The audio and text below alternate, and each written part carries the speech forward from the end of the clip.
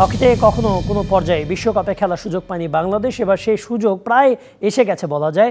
ওমানের মাস্কাটে চলমান এশিয়ান অনূর্ধ্ব-21 হকিতে চীনের সঙ্গে 1-1 গোলে ড্র করেছে বাংলাদেশ। এই ড্রয়ে গ্রুপে তৃতীয় হওয়ার লক্ষ্য পূরণ হয়েছে। সেই সুবাদে আগামী বছর ভারতে অনুষ্ঠেয় যুব বিশ্বকাপে খেলার ছাড়পত্র পাওয়ার দৌড়ে অনেকটাই এগিয়ে গেল লাল সবুজের যুবারা।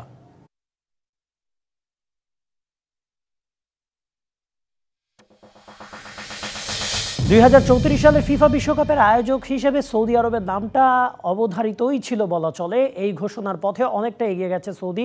বিশ্বকাপের ইতিহাসে ফিফার কাছ থেকে আয়োজক হিসেবে সবচেয়ে বেশি নাম্বার পেয়ে গ্রেটেস্ট শো অন আর্থের আয়োজক হচ্ছে মধ্যপ্রাচ্যের দেশটি। সেই সঙ্গে 2034 বিশ্বকাপে মানবাধিকার লঙ্ঘনের ঝুঁকি মধ্যম মানের বলেও উল্লেখ করেছে তারা।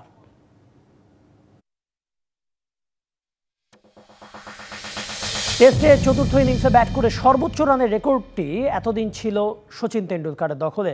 ভারতের এই লেজেন্ডকে এবার ছাড়িয়ে গেলেন জো রুট। ইংল্যান্ডের এই টপ অর্ডার ব্যাটারের চতুর্থ ইনিংসে সব মিলিয়ে রান এখন 1630। এই রেকর্ড গড়ার পথে রুট খেলেছেন মোট 49 ইনিংস। সচিনের চেয়ে 11 ইনিংস কম খেলেই তাকে ছাড়িয়ে গেলেন রুট। 60 ইনিংসে 1625 রান করে এই রেকর্ডের শীর্ষেই ছিলেন সচিন।